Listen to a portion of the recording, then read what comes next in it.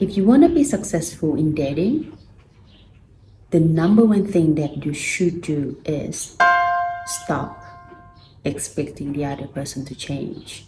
Hello everyone, my name is Nang Supaporn. In this channel, I talk about all personal development.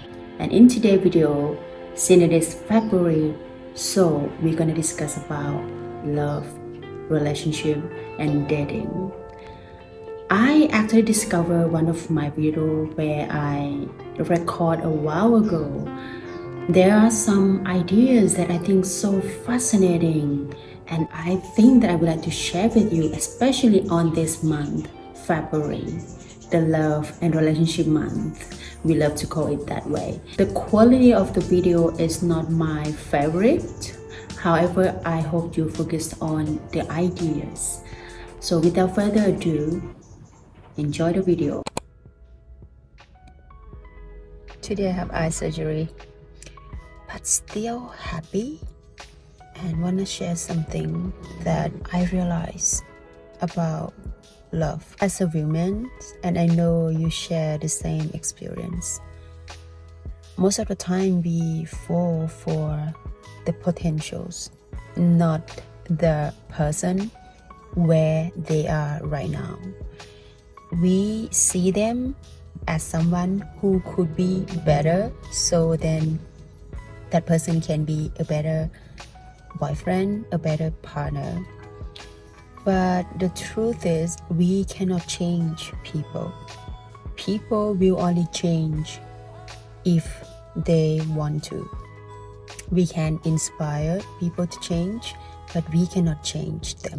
So next time when you would like to fall for someone, don't fall for the potentials or the potentials that that person can be in that certain way that you hope and wish and expect them to be, because you never change people. People change because they want to change. The mistake that we usually make is when we meet someone and we really like that person. We like the way they look, the way they dress, the way they talk. We really enjoy their jokes and we love spending time with them.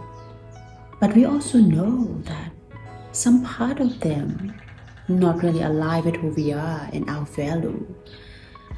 And we eventually make decisions that, okay, I'm gonna be with this person anyway. And over time, I will be able to change them. If they love me enough, they will change for me.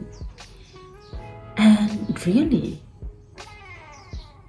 everybody deserves to be who they are. Everybody deserves to be their true self, deserve to be accepted in every part of their beings, including their flaws, their imperfection. And the truth is, no one is perfect. Everybody has shortcomings, including myself, including you, and so the person you are dating. What we should do is when we get to know someone, we should carefully study that person.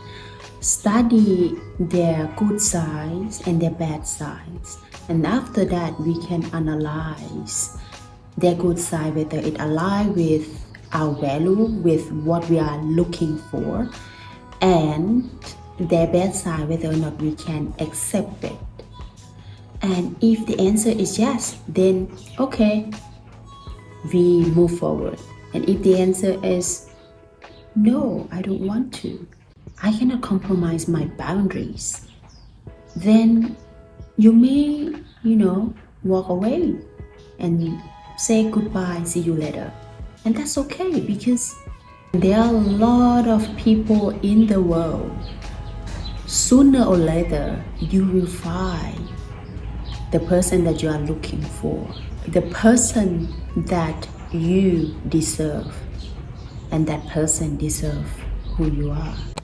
The second thing that I would like to talk about is women, we love fantasy. When you meet someone that you think good looking, or you think that you can potentially be with that person, and just only a month, or not even a month, a week or a day, as a woman, we tend to fantasize having, family with them, having kids, or at least having relationship with that person, although we only meet them a day or two or a month or 3 months. The problem is we create the story inside our head, and that will affect how we show up to that person and how we perceive that person. We already sort of set the story of that person, how they supposed to be, and then when we meet them in real life, we may not be able to see who they truly are because of the story that we create, that we fantasize in our head, cover the truth or the reality that they are trying to show who they are to us. So it is important to manage our fantasy. Yes, of course we can fantasize, but it's important to know which one is the fantasy, which one is the reality. And I think the story is quite dangerous. Imagine if you are in only day 2 or day 3, but because of the story, you keep telling yourself further ahead, you actually feel like you are in day 20 or 30. And how can you have that fresh mind, fresh look on who the person is truly are at that moment? You cannot. The third point that I would like to make is, love take time. Love take long time to build. Trust take long time to build. It's like planting the tree.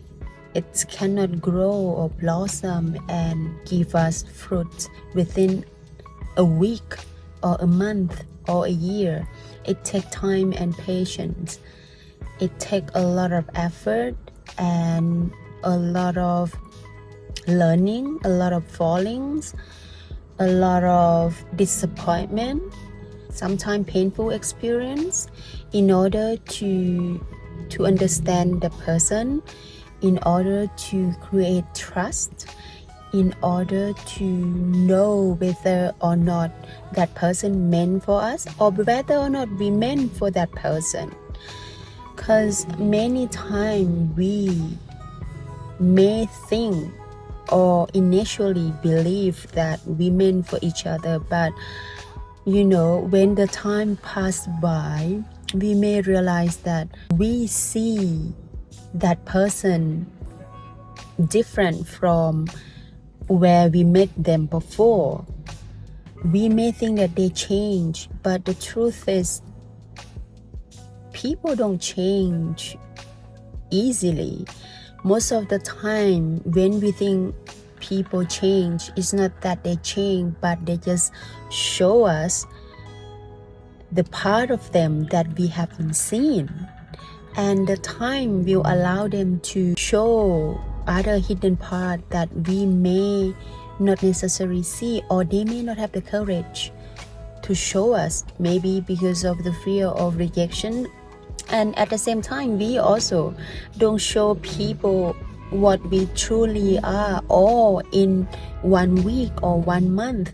It takes time for us to have that courage or to trust that person enough to show our vulnerability, our imperfections, or the hidden truth or pain that we have within us. So love take time and take courage to show who we truly are, and at the meantime it take a lot of grace in order to accept the other person's flaws. So what I'm trying to say is, don't rush. Manage your expectation and fantasy, and try to get to know a person from the fresh mind and also from curiosity. And if it turns out that that person is not for you, it's okay. But if you take your time long enough to study that person, then it can save you a lot of time from heartbreak for being with the wrong person for years. Having said that, now I do believe that our interactions, the way we ask questions, really help accelerating the process. Asking the questions of, do you see yourself having children?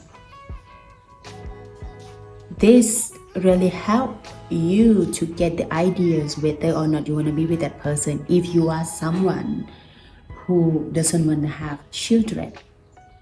This one question alone can give you the answer. If they say, yes, I see myself having children, 2 or 3 children, then you know that this person is not the right fit with your values or your priorities in life.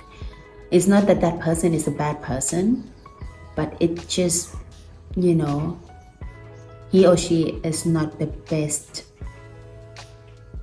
person you are looking for, not the right person you are looking for.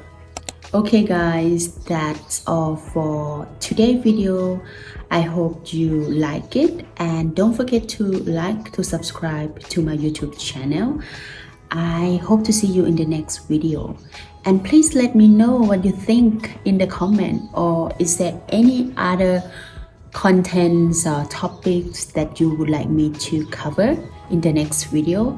If I can, I will try my very best to create video and do some research on the topic that you are interested in, because I cannot do you hear that voice? Eventually make decisions that, okay, I'm gonna be with it with belief that I will, and so the person you are dating, and so the person you are dating. And the thing with story and imaginations, it's really